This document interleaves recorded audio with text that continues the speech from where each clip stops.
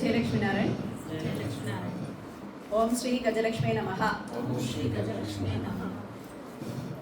మహాజనులారా, భక్తులారా అని చెప్తున్నాడు ఆయన. ఏమనంటే మన వంటి వారిచే గజలక్ష్మిగా కీర్తింపబడుతున్నా, అంటే పూజింపబడుతున్న ఆ మాతయే స్వర్గలక్ష్మి. ఈమె స్వర్గానికి అధిపతి.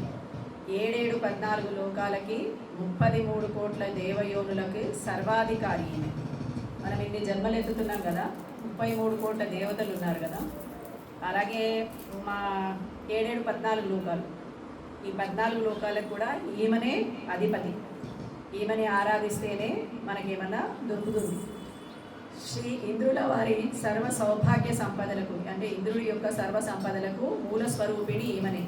తలుచుకుంటే చాలట సర్వ సౌఖ్య భోగభాగ్యాలు అనుగ్రహించగల అపురూప శక్తి సంపన్న శ్రీ మహాలక్ష్మీదేవి యొక్క 4వ అంశ ఈమె. వినీలాంబరధారిణి, వినీలాభరణ పుష్పమాల్యాదికాలు ధరించి నీలి కమలపు గద్దెపై దివ్య మకుటాది భూషితమై ఉభయ పార్శ్వములు 2 ఐరావత డింబకములు అమృత కలశాలతో అభిషేకనం చేయుచుండగా మహేంద్రుడు దేవతాగణంతో సమస్తము ఆ తల్లి పాదాలపై తలలు వాల్చి తమ కిరీటాలనే భిక్షపాత్రలుగా మార్చి, వాళ్ళ కిరీటాలు ఎలాంటివి, వజ్ర వైడూర్యాలతో ఉన్న కిరీటాల్ని భిక్షపాత్రలుగా పెట్టుకుని దేహి దేహి దేహి అని అమ్మవారిని అడుగుతూ ఉంటారట, యాచిస్తూ ఉంటారట. అంటే వాళ్ళే యాచిస్తే మనం ఎంత, అన్ని భోగాలు ఉన్నా కూడా.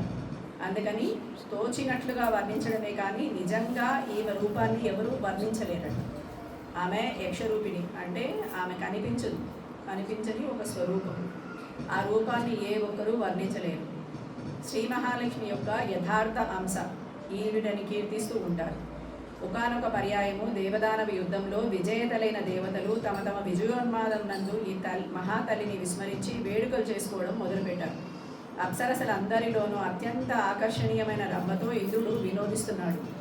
దూర్వాస మహర్షి వైకుంఠంలో విష్ణువుని దర్శించి లక్ష్మీనారాయణులు అనుగ్రహించిన పారిజాతమాలతో అటుగా వెళ్తున్నాడు.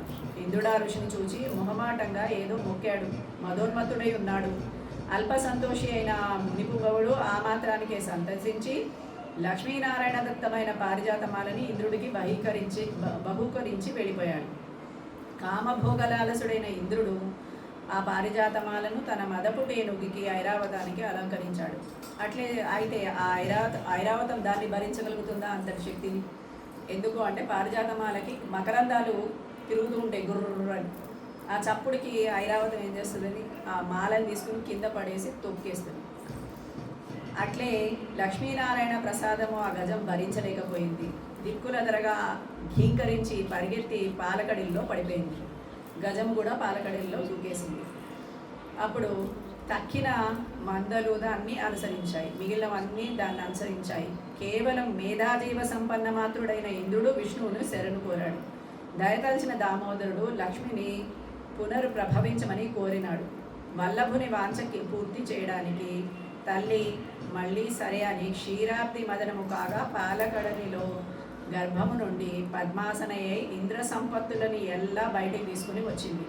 ఐరావత ద్వంద్వ రూపము తనను సేవించుచుండగా ఆవిర్భవించింది. కానీ 2 ఐరావతములు తగుగా దానినే 4 దంతములు గల ఒక ఐరావతముగా మార్చి ఇంద్రుడికిచ్చి లక్ష్మి పట్ల మాత్రము ఉభయ పార్శ్వములను గజరూపంలో నియమించింది. లక్ష్మి పునః పురుషోత్తముని వరించి విష్ణుపత్తి అయింది. అట్టి స్వర్గ సంపన్నురాలైన ఆ లక్ష్మియే క్షీరసాగర పుత్రికగా అభివర్ణించబడింది. ఆమెకు నమస్సులు. ఆమె గురించి తెలియజేయు కథ విన్నా చదివినా సర్వ సుఖ సౌభాగ్యాలు కలుగుతాయి. ఓం శ్రీ గజలక్ష్మే నమః.